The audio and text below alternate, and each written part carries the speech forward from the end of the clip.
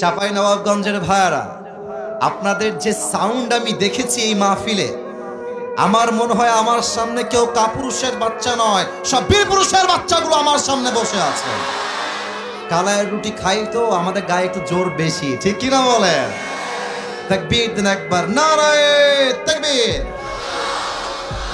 আপনারা অবাক হবেন যে আজকের এই দিনে যে কলিজার টুকরা যুবক ভাইয়েরা মাহফিলে বসে আছে, এরা হচ্ছে আগামীর ওমরে ফারুক রাদিয়াল্লাহু তাআলা আনহুর মতো বীর সৈনিক হবে। এর কারণ আজকে চলছে বিশ্ব বেহায়া নির্লজ্জ দিবস।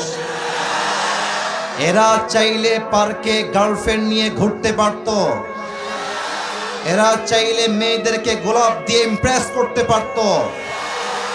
ওরা নির্লজ্জ দিবসকে লাথি দিয়ে তাফসীর মাহফিলে অ্যাটেন্ড করেছে, এটাই প্রমাণ এদের দ্বারা আগামী বাংলাদেশ হবে ইসলামের বাংলাদেশ।